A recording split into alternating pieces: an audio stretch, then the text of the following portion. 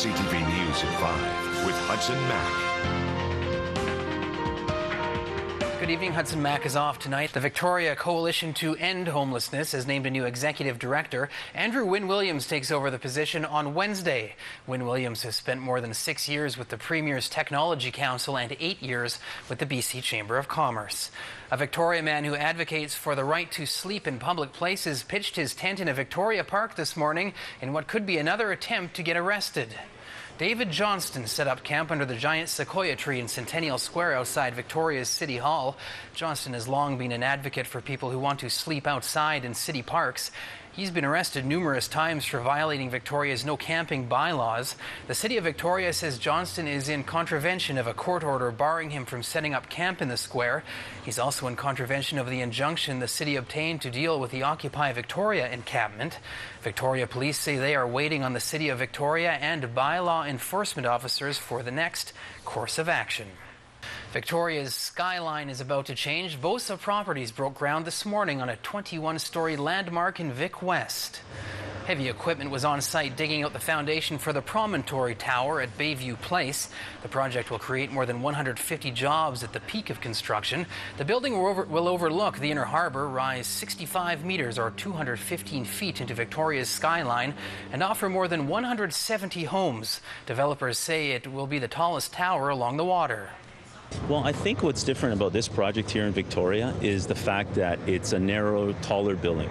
So it's a slender building, and we're going higher than what you would see in this area. The previous buildings that have been built have been lower and more squat, and so we've taken that density and just gone higher with it.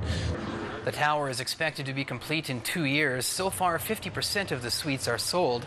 Bosa Properties says it will wait until the promontory is 85% sold before beginning construction on its next tower. Well, if you think you'd need to win the lottery to get yourself a brand new condo, you better check your ticket. For the second time in as many months, someone who was hoping to get lucky in Victoria playing the lottery has done just that, to the tune of 7 figures. A $1 million Lotto Max Million ticket was sold in the Capital Region for Friday's drawing. For security reasons, BC Lotto will not say what store it was purchased at until it's claimed. The $1 million Max Million ticket number, which may be in the hands of someone in Victoria, is 2, 6, 9, 21, 34, 37, and 43. Just after the new year, another Max Million ticket was sold in the Capital Region to Dr. George Michaels. The oncologist at the BC Cancer Agency bought it for the December 30th drawing at the Chevron station on Gordon Head Road in Saanich. He says he's going to pay off his mortgage, save for his kids' education, take a trip, and donate to charity.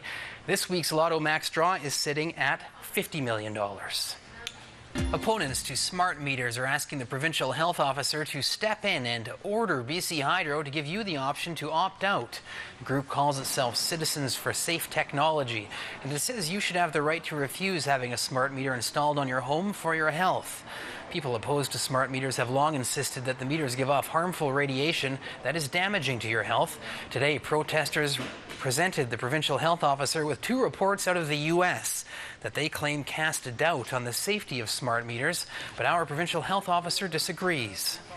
The balance of the reviews of the evidence that we have at the current date doesn't substantiate a sufficient level of potential harm to warrant mandating a halt or cessation of exposures. That the evidence is severe enough that it warrants a public health warning or some action to curtail exposure, and I don't think the evidence in any way points to that conclusion. BC Hydro insists smart meters are safe. The utility says the meters will help us keep rates low, detect outages faster, and help monitor and reduce energy use. Former Premier Bill Vander Zam is heading back to court. He's being sued by the man who helped force Vander Zam to resign in a scandal 20 years ago. Vander Zam stepped down as Premier in 1991 after then Conflict of Interest Commissioner Ted Hughes wrote a report saying Vander Zam breached conflict of interest guidelines in the sale of his Fantasy Gardens theme park in Richmond. Hughes is now claiming Vander Zam defamed him in a book the former Premier wrote. Hughes, Vander Zam, and another former Premier, Mike Harcourt, are all expected to testify in the coming trial. A Mid-Island man is spearheading a campaign to force a referendum on the Northern Gateway pipeline. He's contacted Elections BC to begin the process of having a petition certified that would propose a ban on all new construction of oil pipelines across BC. He says the success of the anti-HST movement proves that British Columbians want more of a say on major decisions that affect our province. Send it to the people of British Columbia to let them decide.